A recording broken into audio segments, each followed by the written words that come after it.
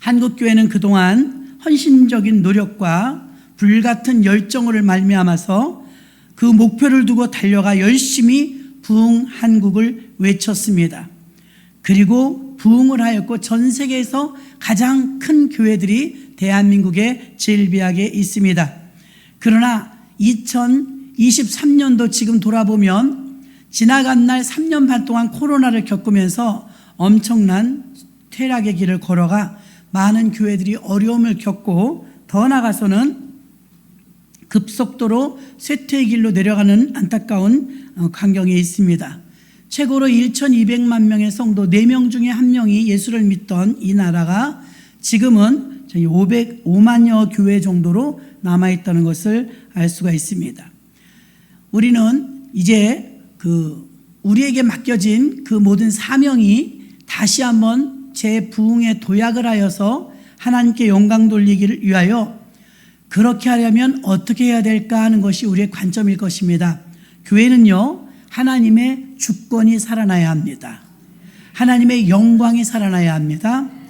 하나님께서 이 교회를 통해서 교회 안에 권위가 살아나야 됩니다. 하나님의 권위, 하나님의 주권, 하나님의 영광이 모든 하나님께서 성막을 세우실 때도 성막을 광야에서 세우신 이유가 하나님의 영광을, 하나님의 임재를 주시기 위해서 교회를 세우신 줄 믿습니다. 그래서 예수님의 터 위에 세워진 교회라면 하나님의 임재와 하나님의 영광이 드러나게 되어 있습니다. 그러나 언제부터인가 한국교회는 이렇게 교회들이 서서히 어려움을 겪고 오히려 이제는 교회를 걱정할 정도까지 되었다는 것입니다. 교회가 교회로서의 본질로 돌아간다면 교회는 다시 하나님의 영광이 드러날 줄로 믿습니다. 에베소서 1장 21절에 보니까 모든 정사와 권세와 능력과 주관하는 자와 이 세상뿐 아니라 오는 세상에 일컫는 모든 이름 위에 뛰어나게 하시고 하나님의 영광에 뛰어나게 하시고 가장 크다고 말한 것을 알 수가 있습니다. 그런데 교회가 이렇게 어려움을 겪는 많은 이유가 있겠지만 그 이유 중에 하나는요, 하나님과 우리와의 관계인 수평적인 관계의 신앙에서 수평적인 관계로 수직적인 관계보다 수평적인 관계에 더 집중하면서, 다시 말하면 하나님을 더 두려워하고 하나님 중심이어야 하는데 사람 중심, 사람 위주의 교회가 되면서 교회는 오히려 쇠락의 길을 걸어가게 되었다는 걸 알 수가 있습니다. 그러므로 여러분 형편과 사정은 다 다르지만 교회에 오면 요구하고 필요하고 원하는 게 많습니다. 그러나 사실은 여러분들이 교회 오시면 우리가 그렇게 지음받았기 때문에 하나님께 영광 돌리러 와야 될 줄로 믿습니다. 나의 모든 문제와 형편과 사정이 있지만 그럼에도 불구하고 1순위가 되어야 될 것은 예배를 통하여 찬양을 통하여 하나님께 영광 돌려야 될 줄로 믿습니다. 이 순서가 바뀌니까 교회들이 점점 어려움을 겪는다 이 말입니다. 우리는 사정들이 다 있습니다. 현대인들이 바쁘지 않은 사람이 없을 것입니다. 그러나 그럼에도 불구하고 그 모든 바쁜 걸 뒤로하고 하나님께 예배하는 게 우선순위에 있고 죄를 성수하는 게 우선순위에 있고 모든 게 다 본질로 돌아간다면 교회는 수직적인 이 신앙의 형태가 다시 살아나면 수평적인 것까지 이루어질 줄로 믿습니다. 교회 안에 모든 사역이 성령의 역사에 의해서 교회가 세워졌고 교회는 그냥 건물이 아닙니다. 교회는 예수님의 피값이며 교회는 성도들의 땀이며 눈물이며 순종이며 희생으로 세워진 줄로 믿습니다. 그래서 예수님의 피 위에 세워졌기 때문에 교회의 가치는 물질로 환산할 수가 없는 것입니다. 생명으로 나았다 이 말입니다. 이제는 예수님께서 이 땅에 계시지 않고 이제 천국에 하나님 보좌 우편에 계시는데 예수님께서 이 땅에 오셔서 하신 모든 일들이 교회를 세우러 오셨다 이 말입니다.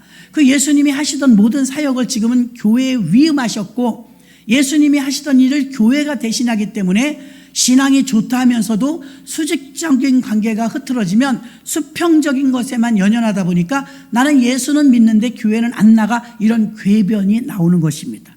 예수를 믿는데 교회가 예수님의 몸인데 어떻게 예수를 믿는데 교회를 안 나옵니까? 이 말도 안 되는 이런 이론을 펼치게 되었다 이 말입니다. 이렇게 에어컨을 틀어놨기 때문에 들어오시면 몸이 좀 안 좋으신 분이나 연세가 드신 분들은 좀 춥다 이렇게 느끼세요. 성가대석에 있는 젊은이들은요, 살짝 부채질할 때도 있어요. 온도는 똑같지만 느끼는 게 다르다 이 말입니다. 은혜도 마찬가지입니다. 어떻게 하면 은혜를 더 받고 어떻게 하면 덜 받느냐? 하나님을 체험하고 성령을 경험하고 죽었다 살아나거나 어떤 큰 문제 속에서 건지움을 받은 사람은요, 은혜가 있어요. 그분들은 하나님께 예배하러 오면 그냥 아직 설교가 시작되지 않았는데도 눈물이 흐를 때가 있어요. 그걸 우리는 은혜 받았다 이렇게 말합니다. 그러나 이제 젊은 청년들이라든가 하나님에 대한 경험이 적다든가 성령을 경험하지 못했다든가 아니면 부모님들에 의해서 강제적으로 교회에 나오는 학생들도 더러 있습니다. 은혜 받지 못합니다. 그들은 그냥 힘들고 지루하고 그럽니다. 연세도 드시고 은혜도 받으신 분들은요, 말씀을 못 들으면 병이 나요. 그런데 말씀이 양식이 되지 못할 때가 있습니다. 에어컨 바람이 강약이 있는 것처럼 이렇게 하나님의 은혜가 고민했습니다. 하나님 어떻게 하면 똑같이 복음을 증거하는데 은혜 받는 건 이게 천차만별일까요? 도대체 어떻게 하면 좋아요? 우리 젊은이들 은혜 받고 청년들이 막 열정이 살아나고 해야 되는데 하나님 어떻게 하면 좋을까요? 그랬더니 제가 이제 앞에서 보면은 이 청년들이 더위를 많이 타지 않습니까? 몸이 뜨거우니까요. 확실히 다르긴 다르겠구나. 연세 드신 분들에 비하면 춥다고 한쪽에서는 하시는데 한쪽에서는 여전히 덥다고 하거든요.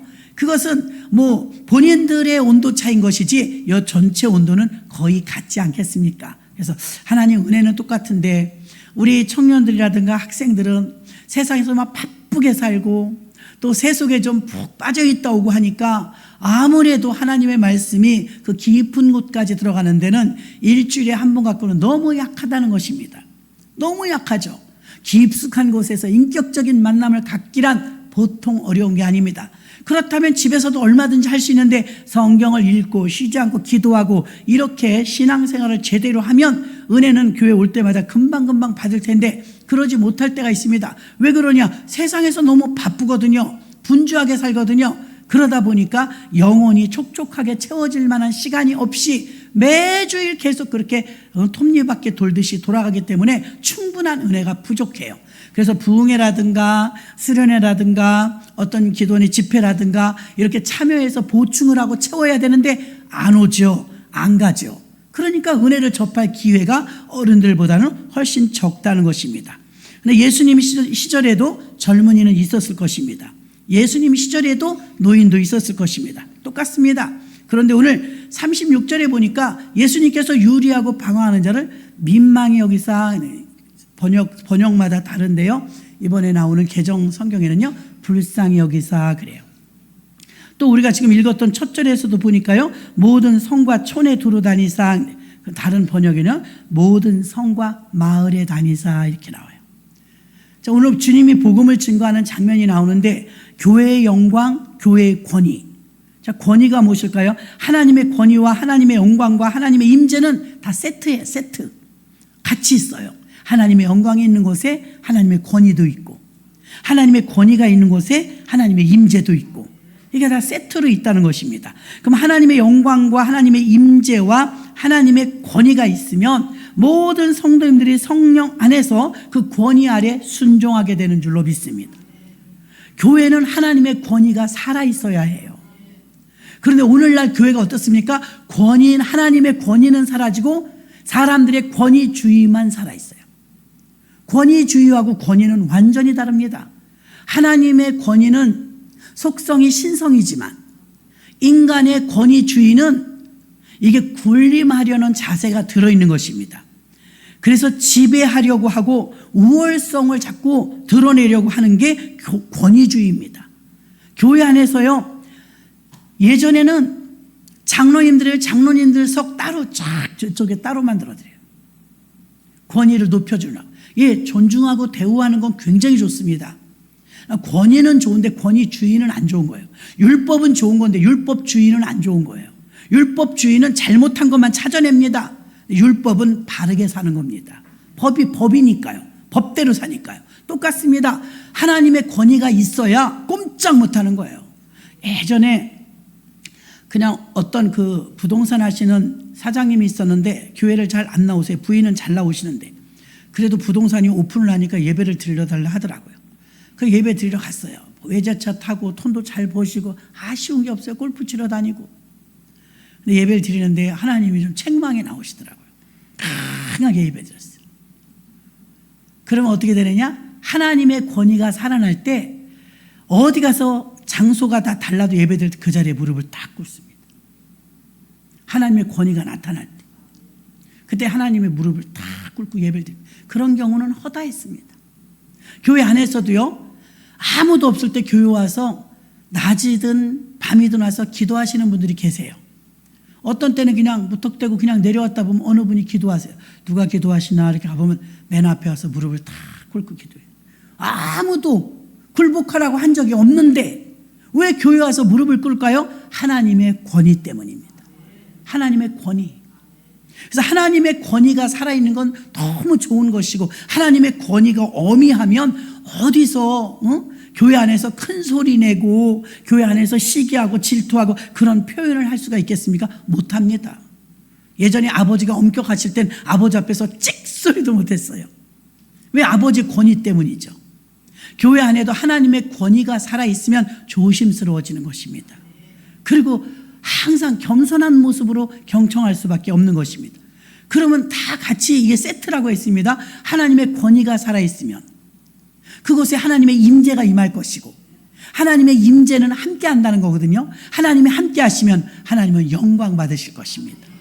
교회란 이런 곳입니다.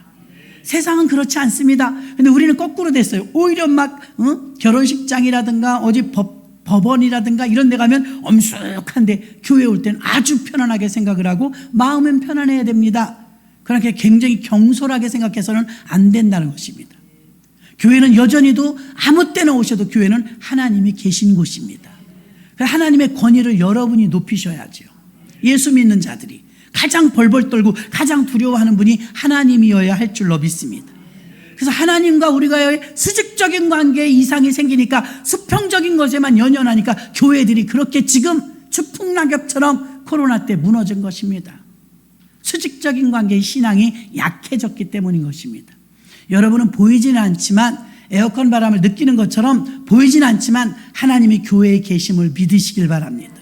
그럼 나를 보고 계신다면 CCTV 하나만 있어도 행동거지가 조심스러운데 하나님이 나를 보시고 계신다면 우리가 조심스럽지 않겠습니까? 수직적인 관계의 신앙이 살아나면 교회의 권위도 교회의 임재도 살아날 줄로 믿습니다. 사도행전 1장 8절에 보니까 오직 성령이 너희에게 임하시면 너희가 권능을 받고 예루살렘과 온 유대와 사마리아와 땅끝까지 이르러 내 증인이 되리라 하시니라. 아멘. 여기 우리에게 임하시면 권능을 받고 그 다음에 전도하러 나가는데 예루살렘은 그 성전이 있는 도시입니다. 그 다음에 온 유대도 자기네 고향 사람들입니다. 그 다음에 세 번째가 문제예요. 사마리아 땅끝까지 이르러 내 증인이 되라 했어요. 근데 사마리아는 가고 싶지 않은 거예요. 사마리아는 이방인의 나라입니다. 이방인의 땅이에요. 우리나라가 일본을 좀 싫어하는 것처럼요. 사마리아 사람하고 유대인은 아주 적대적인 관계. 굉장히 싫어해요. 피차 싫어해요. 사마리아 사람은요. 혼혈인족이고요. 그 다음에 유대인들은요. 예수님의 피, 같은 이스라엘 아브라함의 피, 그 후손이에요. 정통의 정통. 그러니까 정통인 이후 선민이 우월의식이 있어요. 그 하대합니다. 사마리아 사람들 상종하지 아니하밀러라 이렇게 써 있습니다. 성경에. 상종을 안 해요. 싫다 이거예요. 사람 취급을 별로 안 해줘. 교만했습니다. 그런데 성령 충만 받은 자들에게 하나님이 명령하시죠. 사마리아에 들어가서 복음을 증거하래요. 이게 얼마나 어려운 일이에요. 사마리아 가기 싫은 곳이에요. 여러분도 그렇지 않습니까? 내가 좋아하는 사람이 있고 호감이 가는 사람이 있지만 싫은 사람도 있거든요. 근데 하나님은 가끔 우리에게 싫은 걸 시켜요.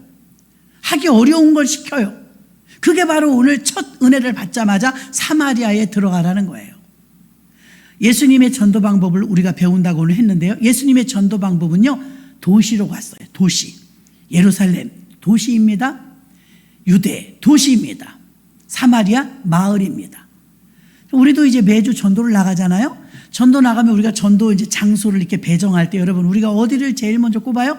일단 사람 많은 곳, 마트, 역전, 대형마트 이런 데를 가려고 하지 않습니까? 그 사람 때문이지 우리가 거기 가고 싶어서 가는 게 아니거든요. 이왕이면 사람이 많은 곳으로 가려고 하고, 우리가 부활절 때 전도할 때는 이 오봉산도 다 올라가죠. 그땐 전교인이 나가니까 오봉산 나가면요, 이렇게 예배드리고 우리가 밥 먹고 올라가는데 여러분 교회 안 오고 다 거기가 있어요. 그렇게 많아요. 사람이. 그 전도하러 올라가거든요. 이렇게 우리가 산 꼭대기까지 왜 올라가겠어요? 사람이 있으니까 올라가는 거예요. 만약에 전도지를 들고 우리가 공동묘지 가는 사람은 없을 거예요. 사람이 없는데 거기 뭐 하러 가겠어요? 예수님의 전도 방법 첫 번째, 사람이 많은 곳, 이왕이면 효율적으로 복음을 증거할 수 있도록 마을로 가고 도시로 갔던 걸 믿으시기를 바랍니다. 우리도 그렇게 하면 돼요. 마을로 가고 도시로 가고 사람이 많은 곳으로 복음을 증거하러 갔다 이 말입니다. 고린도에 가서 복음을 증거하니까, 고린도는요 굉장히 아테네가 수도였기 때문에 이곳의 경제의 중심지입니다. 부촌이에요, 부촌. 근데 고린도에 가서 복음을 증거해요. 바울도.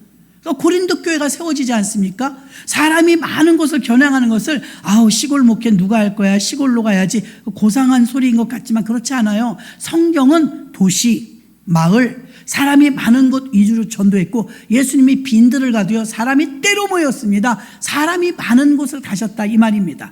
전도하려면 여러분 이왕이면 사람이 많은 곳을 택하시길 바랍니다. 자, 우리나라도 보면 서울, 부산, 대구, 인천, 대전, 이게 대도시, 중소도시입니다. 이렇게 큰 도시들부터 있는데 오히려 이렇게 대도시도 지금 전도에 어려움을 가지고 있다는 것입니다. 그래서 얼마나 우리의 마음 자세가 수직적인 게 중요한지 모릅니다. 전도하려고 내 마음으로 계획하고 계산하고 막 다닌다고 되는 게 아니라, 오늘 36절에 나오는 말씀처럼 예수님은요 막 나가서 이렇게 전도하려고 보니까 전부 그렇게 불쌍해요. 유리하고 방황하는 것 같아요. 목자 잃어버린 양 같아요. 이 긍휼한 마음이 수직적인 관계인 줄 믿습니다. 하나님의 마음이 내게도 전달된 것이죠. 하나님의 마음이 내게 들어와 있으니까 그 마음을 가지고 누구에게나 다가가도 다 받아들이더라 이 말입니다. 이것은 사랑이 전제되었기 때문인 줄로 믿습니다. 그래서 우리는 오늘 한국도요 대도시가 이렇게 있지만 많은 사람들이 시골로 가서 전도하는 게 아니라 오히려 사람이 많은 곳으로 전도하는 게 주님의 전도 방법이었다는 걸 아시길 바랍니다. 우리는 어떻게 해야 전도의 열매를 맺을 수 있을까요? 교회가 오늘 생일인데요, 교회가 생긴 이유가 영혼을 구원하기 위해서인 줄 믿습니다. 그렇다면 더 많은 전도 열매를 맺어야 되는데, 전도 열매를 맺으려면 첫 번째로요 세상의 환경을 잘 이해해야 돼요. 세상에 밖에 나가면 무지 바빠요. 나는 전도한다고 갔지만 그 사람들이 볼 때는 한심해 보일 수도 있어요. 한가해 이렇게 생각이 들 수도 있습니다. 왜냐하면 자기는 바쁘니까요. 그래서 우리가 전도를 할 때 내 방식으로만 예수천당 불신지옥 아무리 그래도 예수 믿어야 됩니다 이렇게 고집으로 나간다고 될 일이 아니고요, 일단 바깥 세상을 이해를 해야 됩니다. 지금 현대인들은 무지 바쁩니다. 바쁘다는 걸 염두에 두시고요, 세상은 너무 빠르게 변하고 있습니다. 그리고 사람들은요 극도로 이기주의에 빠져 있습니다. 자기밖에 몰라요. 자기 형편만 알아달래요. 그럼 일단 우리가 전도해야 될 대상들은요 그들이 우리를 위로해 주는 게 아니라 우리가 그들을 위로해 줘야 되기 때문에, 그들은 지금 바쁘다, 아프다, 힘들다, 이기주의다. 이걸 알고 있다면 여러분은 반대로 이타적으로 다가가면 됩니다. 바쁜 그들에게 예를 들어 장사하는 집에 가서 좀 거들어드리면서 전도하는 거예요. 물건을 파는 집 물건을 좀 팔아주면서 전도하는 거예요. 또 아기를 보느라고 쩔쩔매고 있다면 아기를 막 번쩍 들어서 안아주면서 전도하는 거예요. 같이 동참하는 거예요. 근데 제일 중요한 거는 어떤 사람, 어떤 처지에 있든 그 사람을 불쌍히 여기는 마음으로 다가가더라도 내가 상위에 있다는 마음은 절대로 가지면 안 됩니다. 복음을 증거하는 일에 대해서는 우리가 먼저 예수 믿었는지 모르지만 다른 부분은 그 사람들이 우리보다 훨씬 나을 수도 있거든요. 그러니까 함부로 우리가 자단해서는 안 된다는 것입니다. 극도로 인간 중심 세계관으로 사람들은 하나님을 찾지 않고 알아서 교회에 오지 않습니다. 그래서 바울은 인간이 어떻다는 걸 이렇게 경고했습니다. 로마서 1장 28절로 29절. 지금 우리가 전도할 사람들이 이런 상태입니다. 또한 저희가 마음에 하나님 두기를 싫어하며 하나님께서 저희를 그 상실한 마음대로 내버려 두사 합당치 못한 일을 하게 하셨으니 곧 모든 불의, 추악, 탐욕, 악의가 가득한 자요, 시기, 살인, 분쟁, 사기, 악독이 가득한 자요, 수군하는 자요.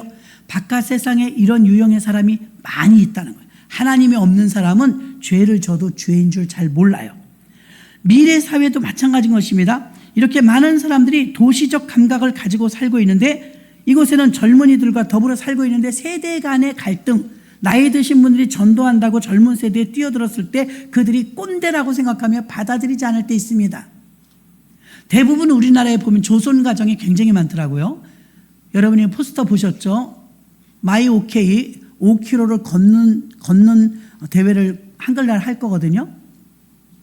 그러면 그 5km를 걸어가지고서는 그 조선 가정을 도우려고 하는 건데 의외로 굉장히 많다. 할아버지, 할머니가 키우는 아이들이 굉장히 많다는 거예요.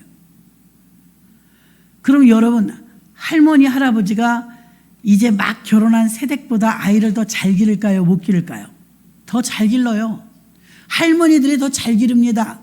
그럼 세대 차이라고 말할 수 없는 게 뭐냐면 세대 차이 할머니와 할아버지는 한 5, 60년 차이 납니다. 그 세대는 공백을 메꿀 수가 없어요. 근데 이상하게 할머니가 아이를 잘 기르거든요. 그럼 왜 그럴까요? 그것은 사랑입니다. 그렇죠? 세대 차이는 너무 많이 차이 나죠. 근데 할머니가 아이를 잘 길러요. 그 이유는 사랑이에요. 이 사랑이라는 그리스도의 사랑을 가지고 복음을 전하러 가야 성공하지. 사랑 없이 그렇게 하면은 지옥 가요. 예수 안 믿으면 잘못돼요. 이러면 여러분 어떻게 되느냐? 정죄하러 가는 거예요. 사랑이 아니에요. 율법주의를 가지고 가는 거예요. 예수님의 전도 방법은 유리방황하는데 그들을 불쌍히 여겼다 그랬어요. 그러니까 긍휼히 여기는 마음, 불쌍히 여기는 마음을 가지고 다가가야 되는데 그들은 어떠냐? 세상을 이해해야 되는데 바쁘다고 시간을 안 낸다고 우리가 섭섭해할 것이 아니라 그들이 얼마나 바쁘고 얼마나 분주하고 얼마나 그들이 정말 정신없이 사는지를 우리가 알아야 됩니다. 그래서 급변하는 이 문화에 대해도 우리가 민감해야 되고 그들의 사람들의 흐름도 파악해야 됩니다. 수직적 복음을 전하고 가는데 우리는 일터, 친구, 친지, 친목계, 동창, 사회 속으로 우리가 들어가야 되는데 어느 단체든 이 흐름이 있습니다. 공동체마다 다 몫이 있죠. 그럼 여러분 시도 때도 없이 그러는 게 아니라 그 때마다 복음을 잘 증거하는 지혜도 여러분들이 가져야 될 줄로 믿습니다. 현대인들은 무지하게 바쁘거든요. 근데 남의 소중한 시간을 막 뺏는 것이 아니라 자연스럽게 친목계 모였을 때, 직장은 일 갔을 때, 친지는 명절에 모였을 때 이럴 때를 응용하는 것입니다. 그럼 여러분들이 지혜롭게 일부러 시간을 내지 않고도 자연스럽게 복음을 전할 수 있는 기회가 있고 특히 친지들이 모였을 이번 명절에는요. 여러분들이 예수 믿어라 하면서 예수 믿으라고 강요만 할 것이 아니라 스스로 모범을 보이세요. 직장에서 전도를 하려면 그들보다 조금 일찍 가세요. 조금 늦게 퇴근하세요. 조금 더 수고해 주세요. 반드시 좋은 결과를 보게 될 줄로 믿습니다. 내가 조금 더 하는 거예요. 남보다 조금 더 해주는 거예요. 똑같이 짝이 있다면 그 짝보다 내가 더 양해를 구하는 게 아니라 교회 다니면서 예수 믿으면서 직장에서 게으르다, 뺀질뺀질하다, 남보다 일찍 퇴근하고 늦게 출근한다. 그리고 교회 다니란 말 못합니다. 너나 잘해 이렇게 말할 것입니다. 그래서 여러분 직장에서 전도를 하려고 하고 직장에서의 여러분의 모습은 건실하고 성실해야 될 줄로 믿습니다. 집안이 모입니다. 우리가 전도를 나가보면 의외로 먼저 예수 믿은 사람 때문에 교회를 안 다닌다는 소리를 많이 들어요. 그게 다 우리 책임 아니겠습니까?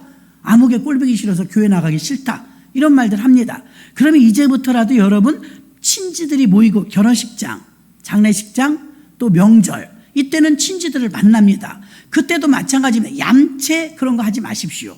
깍쟁이 그런 거 하지 마십시오. 조금 손해가 임하더라도 조금 내가 손해보는 게 그 희생에 따른다 할지라도 여러분들이 조금 더 희생하고 내 것을 내어준다 생각을 하면 그들에게 좋은 이미지를 심게 되어지고, 그러면 여러분들은 그들이 교회를 다녀야 되고 예수를 믿어야 될 때 여러분들을 통해서, 이름 모를 여러분들을 통해서 그들의 전도의 길이 열릴 줄로 믿습니다. 두 번째는요, 복음의 열정이 불타올라야 되면, 첫째는 복음을 도시에 가서 전하라 했어요. 두 번째는요, 복음의 열정이 불타야 돼요. 교회 나오라면서 교회 나가면 좋을 수도 있고 안 좋을 수도 있지 뭐. 사람마다 달라. 나오면 좋지 뭐. 이렇게 하면 오실까요? 나 쳐다보지만 나는 부족해. 그럼 우리 주님은 완벽해.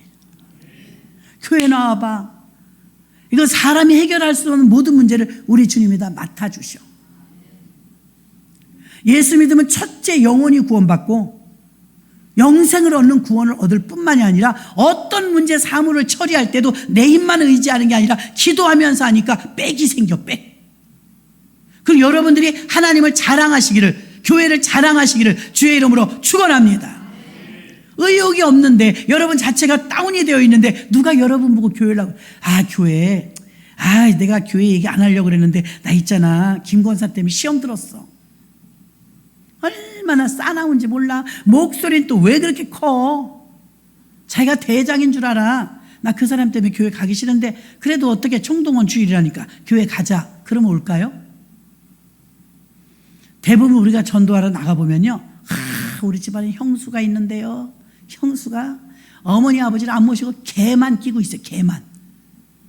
형수 때문에요 교회는 안 나갈 겁니다. 이런 사람 많습니다. 어떤 분은요, 우리 집주인이요 교회 1등 가는 일꾼이래요. 근데 전기세, 수도세를 자기가 제일 조금 내요. 우리 세입자들 제일 많이 내게. 그래서 그 꼴 보기 싫어서 안 가요. 여러분, 유치하지만요, 작은 것 가지고요 예수 믿는 사람들이 평가가 되고 있다는 거예요. 예수님이 평가되고 있다는 거예요. 여러분이 그 자잘한 거 가지고서 큰 거 놓치지 마시고, 콩나물 깎아가면서 콩나물 한 주먹 더 뺏어오면서 예수 믿으라고 하면 너 보니까 더 예수 믿고 싶지 않다. 그럴 거 아니겠습니까? 그래서 여러분, 오히려 본이 되고 덕이 되어야 될 줄로 믿습니다. 복음을 전하는데 장애 요소가 되는 것들을 다 제거하기 위해서는요, 내가 희생을 각오해야 됩니다. 처음에 전도하면 짜장면 값도 좀 들어갑니다. 수고하죠. 택시비도 좀 들어갑니다. 그럼에도 불구하고 주님, 내가 전도하느라고 쓰는 거니까 주님이 채워주세요. 기도하는 마음으로 하면 하나님께서 그걸 상으로 쳐주실 줄로 믿습니다. 전도자는 교회에서뿐만 아니라 사회에서도, 일터에서도, 학교에서도, 직장에서도 얼마든지 전도할 수 있다는 것입니다. 제일 중요한 건 그 열정의 근원이 무엇이냐? 근원이 36절에 무리를 보시고 불쌍히 여기시니 이는 그들이 목자 없는 양과 같이 고생하며 기진함이라. 예수님은 풍요로운 도시로 갔다면서요. 도시로 전도 가면 대부분 잘 살아요. 부자예요. 근데 도시로 가서 왜 사람들을 보고 불쌍하다고 하셨을까요? 이것은 물질로 말하는 게 아닙니다. 예수님이 눈에 비춰졌던 이 현대인들, 도시에 사는 모든 사람들은요, 우리나라에요, 분당, 수지, 또 어디 광교, 기흥, 수원 근처에 있는 이 하이닉스나 삼성이나 이런 반도체 회사가 쫙 있는 그 동네에 교회 목사님이 그렇게 얘기하더라고요. 자기네 교회에는요 45세 이상이 없대요. 시골 교회는요 다 노인만 계세요. 중소도시는요 반반 계세요. 이제 대한민국 전체 교회 가운데 50%는 교회 학교가 없대요. 미래가 불투명합니다. 그니 어쩌겠습니까? 그래서 여러분, 이렇게 어려운데 그 교회는 젊은 교회인 거예요. 우리가 생각할 때 젊은 교회면 좋겠다, 그렇게 생각을 하실 거예요. 아예 한 번에 다 끄세요. 전화를 전부 진동으로 하세요. 예배당에 들어오실 땐 진동으로 하세요. 아니면 끄세요. 예배 시간에 오는 건 응답이 아닙니다. 그래서 이렇게 그 교회가 막 폭발적인 부흥을 했는데 약 4,000명까지 부흥하는 동안 장로님이 한 분도 안 계셨대요. 그 왜 그랬냐 그러니까, 장로님을 세우는 데는 총회마다 헌법이 있어요. 만 45세 이상이 되어야 해요. 그리고 안수 집사를 피택받은 지 5년이 이상이 넘어야 돼요. 이렇게 절차가 있는데 막 신도시다 보니까 폭발적인 부흥을 해서 교회가 4,000명이나 됐는데 그 장로를 받을 만한 자격을 갖춘 사람이 없다는 거예요. 특히 나이가 45살 넘은 사람이 없다니 얼마나 젊은 교회입니까? 그럼 우리가 생각할 때 젊은 사람들만 모이면 좋은 교회일까요? 세종시는 거의 공무원들이 이사를 갔어요. 공무원. 그래서 제가 작년에 들은 소리인데요. 코로나 기간 동안에 600명에서 700명 모이던 신도시 교회 거의 공무원이에요. 공무원들은 코로나 때 교회를 못 가게 했답니다. 사직서 쓰고 가라. 그럴 정도로 강하게 공무원들을 했다고 해요. 세상에 600명 이상 모이는 교회 목사님이 하는 말을 들었어요. 한 명도 안 나오더래요. 있을 수 있는 일입니까? 가족은 나올 것 같죠? 아니요, 가족도 안 나와요. 옮으면 안 된다고. 그래서 서로 조심한다는데 우리나라 코로나는요, 전철에는 없나 봐요. 전철에. 그리고 교회에만 있나 봐요. 그래가지고 교회만 그렇게 눈을 불을 켜고 못 가게 하지 않았습니까? 그 교회는 세종시 처음에 막 교회를 글로 옮기고서 막 얼마나 부흥되는지 말도 못했죠. 600명, 700명 아주 중형 교회가 되지 않았습니까? 그런데 그 교회에 무슨 일이 있었느냐? 코로나 3년 반 겪고 나서 한 명도 안 남고 문 닫았어요. 아니 어떻게 그럴 수가 있을까? 재계약을 해야 되는데 재계약을 할 때 성도가 한 명도 없는 거예요. 그때까지 안 끝나서 재계약을 하려니 임대료를 못 내는 거예요. 얼마나 비싼지 아세요? 신도시는 버티질 못하는 거예요. 이런 참담한 현실이 우리 평생에 나는 평생에 처음 봐요. 평생 예수 믿어도. 전염병 3년 반이 휩쓸고 간 것이 교회에 엄청난 타격을 주었다는 거예요. 교회뿐입니까? 문 닫은 상점은 얼마나 많고 손실을 본 부도난 데는 얼마나 많습니까? 코로나 여러분 우습게 보지 마십시오. 3년 반 동안 있었다면 후유증도 3년은 가요.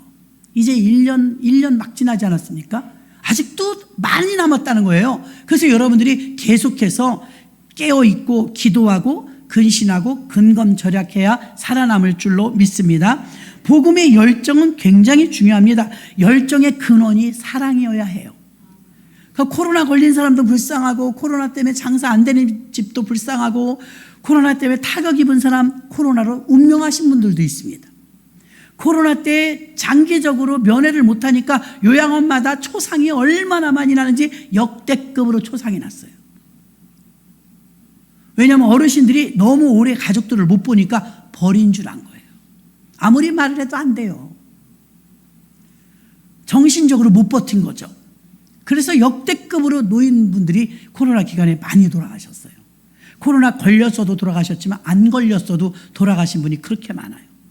힘들었다는 것을 말해주고 있습니다. 그러니까 여러분 어떤 형편에 있는 사람이든지 간에 예수님의 사랑의 눈으로 보면 모두가 불쌍해요. 돈 많다고 안 불쌍한 게 아니에요. 이 사람은 이래서 불쌍하고 저 사람은 저래서 불쌍하고 여러분 이 세상에는요 완벽하지 않습니다. 아무리 이 세상이 부유해진다 할지라도요 형편을 집집마다 들어가 보면 사정이 없는 집은 한 집도 없어요. 만약에 아무 문제도 없는 집이 있다면 저한테 얘기해 주십시오. 여긴 천국이 아니기 때문에 그런 집은 없어요. 그럼에도 불구하고 여러분 이렇게 그들에게 우리가 다가가서 복음을 증거할 때 어떤 마음을 가지고 가야 되냐? 예수님의 마음을 가지고 긍휼히 여기는 마음을 가지고 사랑하는 마음을 가지고 다가가야 그들의 마음의 문이 열릴 줄로 믿습니다. 뉴욕에 가면 리디머 처치라고 있죠. 리디머 처치는요 팀 켈러 목사님이 개척을 하셨는데 뉴욕에 있는 교회예요. 뉴욕. 이 교회가 개척하고 나서 얼마 안 돼갖고요 큰 어려움을 겪었는데 9.11 테러 그 동네 교회가 있었던 거예요. 갑자기 3,000명이 죽은 거예요. 교회 안에 줄초상이 났는데 그 동네 산다는 것 때문에 그거 폭파되면서 사람이 많이 죽은 거예요. 그때 심정을 이루 말할 수 없습니다. 그 목사님이 교회 문을 닫아야 되나 이사를 가야 되나 어떻게 해야 되나 근데 자기 눈에 비칠 때 너무 불쌍하더라고요. 자식 잃고 부모 잃고 가족 잃은 사람이 너무 많은 거예요. 그래서 그곳에서 이 어려운 곳에서 저들과 함께 울고 함께 웃어야 되겠다 하면서 그곳에서 그 잿더미 위에서 다시 일어서는데 너무 힘들었다는 거예요. 그리고 이제 결론이 그 어려움을 겪을 때 어떻게 해야 그 극복할 수 있습니까? 물어보면 그 목사님은 여러분 견뎌야 합니다. 그렇게 말해 주셨어요. 자기네가 겪은 거예요. 견뎌야 합니다. 다른 게 없어요, 방법이. 그 슬픔을 견뎌야 하고, 그 가난 극복하기 위해서 견뎌야 하고, 그러면서 내성이 쌓여서 강해진다는 거죠. 그곳에서 약 250개의 교회를, 지교회를 세우면서 지금 이제 25년 됐다고 그래요. 25년 동안 250개의 교회를 개척하며 후원하는 일이 생겨났고, 액츠 29로 사도행전 교회를 세우는 좀 선두주자가 되어서 전 세계 100만 교회가 있는데 100만 교회 중에서 약 10%에서 15% 정도의 교회가 전 세계 100만 교회를 끌고 가거든요. 그 앞에 선두에 가는 교회들이 센터 교회입니다. 끌고 가는 교회들. 그럼 이 센터 교회 중에 가장 앞자리에 리디머 처치가 있다는 거예요. 이 리디머 처치는요, 뉴욕에서 그 엄청난 걸 견딘 교회예요. 9.11 테러의 희생을 견딘 교회. 그래서 이 교회에서 팀 켈러 목사님을 통해서 수많은 영혼들이 배출되고 수많은 교회가 배출되고 약 250개의 교회를 개척했다니 얼마나 큽니까? 그분에게 그 영혼을 사랑하는 열정이 없었더라면 아마 하지 못했을 것입니다. 그런데 그 영혼을 사랑하는 마음, 그 잿더미 속에서 다시 일어나야만 하는 그 부담감, 그걸 견뎠다는 것이죠. 그래서 그 교회가 오늘날 많은 전 세계에 있는 교회의 모범이 되고 있는 줄로 믿습니다. 교회는 복음을 세상에 드러내고 전해야 하기 때문에 긍정적이며 열정적이어야 합니다. 그래서 불쌍히 여기는 마음, 이것이 바로 열정적인 마음의 근원이 되어야 합니다. 긍휼히 여기는 마음. 마지막 세 번째는요, 예수님을 닮는 삶을 살아야 될 줄로 믿습니다. 오늘날 현대교회는요, 예수님이 하라는 건 하지 않고 하지 말라는 건 해요. 막 법을 퍽퍽 어깁니다. 예수님이 하라는 건, 예수님은요 늘 기도하셨습니다. 전도하셨습니다. 병 잘 고쳐주셨습니다. 예수님은 빈들에 가서도 또 산에 가서도 기도하셨습니다. 예수님이 하라는 대로 하면 됩니다. 요한복음 14장 6절에 보니까 예수께서 가라사대 내가 곧 길이요 진리요 생명이니 나로 말미암지 않고는 아버지께로 올 자가 없느니라. 예수님이 길이고 예수님이 진리고 예수님이 생명이기 때문에 여러분, 우리 생명하고 목숨하고는 좀 다릅니다. 그래서 예수님이 내 안에 계시면 담대하고 용기 있는 전도자가 되고, 전도가 무기력할 때는 예수님의 생명의 확신이 우리에게 없기 때문이라는 것입니다. 로마서 1장 16절에 내가 복음을 부끄러워하지 아니하노니 이 복음은 모든 믿는 자에게 구원을 주신 하나님의 능력이 됨이라. 첫째는 유대인에게, 또한 헬라인에게로다. 자, 헬라인은 이방인입니다. 유대인은 자기네 족속입니다.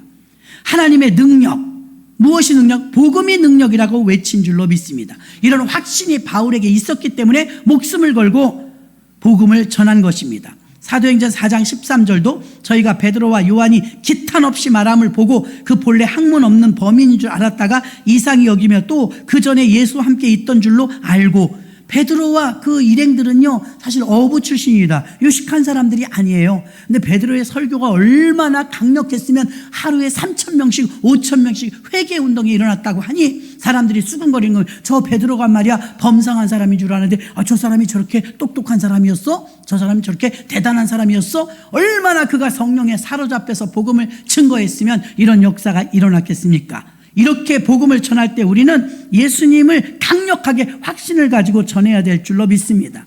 요한복음 12장 24절에 보니까 내가 진실로 진실로 너희에게 이르노니 한 알의 밀이 땅에 떨어지져 죽지 아니하면 한 알 그대로 있고 죽으면 많은 열매를 맺느니라. 예수님처럼 한다는 건 희생입니다. 예수님의 희생의 절정은 십자가였습니다. 열매는 내가 죽을 때 희생의 값을 치르는 것이기 때문에 전도할 때 내가 살아있는 모습을 보여주는 게 아니라 내가 사라지는 모습을 보여줘야 합니다. 전도는 내가 똑똑하다고 살아있는 것을 보여주는 게 아니라 내가 죽어진 모습을 보여줘. 저 사람 예수 믿더니 달라졌어.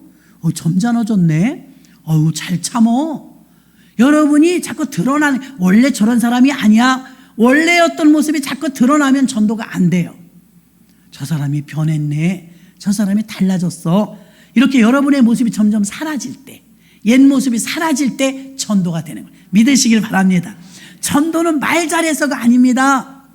전도는 맨날 나간다고 되는 것도 아닙니다. 전도는 사랑을 바탕으로 하여서 내 모습은 간 것 없고 주님만 드러내야 될 줄로 믿습니다. 출애굽기 19장 6절에 보니까 너희가 내게 대하여 제사장 나라가 되며 거룩한 백성이 되리라. 너는 이 말을 이스라엘 자손에게 고할지니라. 아멘. 이렇게 전도를 하게 되면 하나님께서 우리를 거룩한 백성, 제사장 나라를 삼으십니다. 예수님 닮으라는 건 제사장, 예수님 닮아줘. 내 모습은 없어지고 주님 모습만 나타난다는 걸 말해주는 줄로 믿습니다. 다른 사람을 전도할 때 절대로 선입견을 가지고 있으면 안 됩니다. 또 우월감을 가지고 있으면 더 안 되죠. 선생이 되려고 하는 의식을 버려야 합니다. 전도할 때 특권의식을 가지고 우월감을 가지면 그거 권위주의입니다.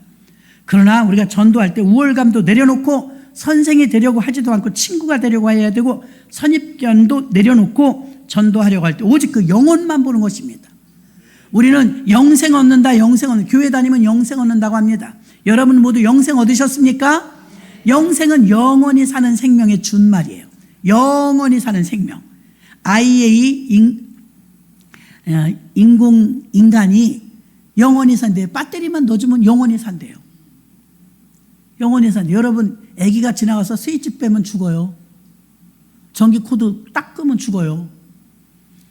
AI 인조인간이요 얼마나 예쁘게 만들어놨는지 헷갈리더라고요.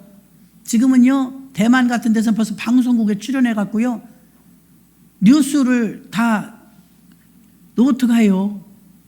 모델도. 또 지금은 우리나라도 벌써 들어갔고요 예쁜 여자 몇 명 잘 팔리고 있습니다. 우리나라도 지금 그러고 있어요. 이 세상에 어떻게 돼. 여러분 아무리 성형해봐야 그 AI 못 따라갑니다. AI가 얼마나 완벽한지요. 전기만 들어가면 늙지도 않아요. 그런 인간과 우리가 견줘갖고 되겠어요? 챗봇인가 뭔가 나와갖고 그걸로요 여기 오늘 본문 말씀 딱 지금 저보다 설교 훨씬 잘해요. 목사님들이 혀를 차요. 너무 잘한다고. 어느 날 여러분 이렇게 영상 보면서 목사님 없는 교회가 생길지도 모르겠어요. AI가 여러분 그러면서 나오면 그런데 그 챗봇으로 예배 드린 사람 얘기를 제가 들어봤어요. 그랬더니 뭐라 그래요? 맞기는 딱 맞는 말이고 너무 잘하는데 은혜가 없대. 예, 감정은 못 만드는 거죠.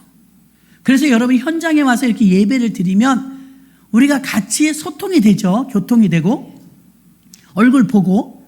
근데 로봇은 그게 안 되는 거예요. 감정이 없으니까. 똑똑하긴 한데 우리 마음을 만질 줄은 모르는 거예요. 그러나 교회 오면 예수님께서 여러분의 마음을 만지시고 성령의 감화와 감동을 주시면 눈물도 나고 또 여러분이 부들부들 떨면서 기도도 하게 되는 줄로 믿습니다. 그래서 우리는 전도할 때 자기 만족, 목표 달성을 위해서 그 욕심을 버리고 예수님처럼 영혼을 불쌍히 여기는 마음, 사랑하는 마음을 가지고 다가갈 때 우리 전도가 성공하게 되는 줄로 믿습니다. 말씀을 정리합니다. 어떻게 전도의 열매를 더 많이 맺을 수 있을까요? 교회가 오늘 생일날입니다. 교회는요 하나님의 영광, 하나님의 권위, 하나님의 임재가 있어야 합니다. 그렇게 되게 해달라고 늘 기도해야 됩니다. 그래서 아무도 없을 때 교회 와도 눈물이 나고 회개가 일어나고 그 권위 앞에 무릎을 꿇는 그 말씀이 살아있는 교회가 되면 권위는 살아나는 줄로 믿습니다. 교회에서 율법주의는 없어져야 됩니다. 권위주의도 없어져야 됩니다. 그것은 다 부서져야 됩니다. 권위주의 못 씁니다. 우월감을 가지고 있기 때문이죠. 율법주의 못 씁니다. 늘 남을 판단하기 때문이죠. 율법은 좋은 것입니다. 하나님의 권위도 좋은 것입니다. 그러나 권위주의나 율법주의는 여러분이 가져서는 안 될 줄로 믿습니다. 우리 교회의 방향 오늘은 그 포인트입니다. 오늘 우리가 22살 생일을 맞이하면서 우리 교회가 지향하는 교회, 사도행전 교회이지만 우리 교회는요 하나님의 권위가, 하나님의 주권이 살아있는 교회, 주님이 주인 되는 교회, 맨날 외치는 말입니다. 주님이 주인 되는 교회, 주의 임재가 있는 교회, 성령이 이끄시는 교회, 그게 우리의 목표가 되어야 될 줄로 믿습니다. 오늘 예수님의 전도는요 어떻게 해야 전도의 열매를 더 많이 맺을 수 있을까? 세상을 이해하고 예수님처럼 도시로 가십시오, 마을로 가십시오. 사람이 많은 곳에 가는 것입니다. 그건 복음의 효율성 때문이라고 했습니다. 두 번째, 복음의 열정이 불타올라야 됩니다. 친지, 이웃, 또 직장 이런 모든 곳에서 그 요소에 맞게 여러분이 전도해야 되는 항상 본이 돼야 됩니다. 여러분이 좀 손해보는 한이 있어도 본이 될 때 전도가 되는 줄 믿습니다. 세 번째는 예수님을 닮아야 합니다. 예수님을 닮으려면 예수님은요 그 거룩이 몸에 배어 있지만 예수님은 모든 사람을 바라다 볼 때 어떤 조건으로 보지 않습니다. 그 영혼으로 봅니다. 중심을 봅니다. 그래서 예수님은요, 우리를 사랑하시기 때문에, 죽기까지 우리를 사랑하시기 때문에 희생하신 줄로 믿습니다. 예수님의 이 사랑의 모습이 여러분을 통해서 수많은 영혼을 구원할 수 있는 길이 열리게 되는 줄로 믿습니다. 하나님 아버지, 오늘 말씀을 생각하면서 우리 교회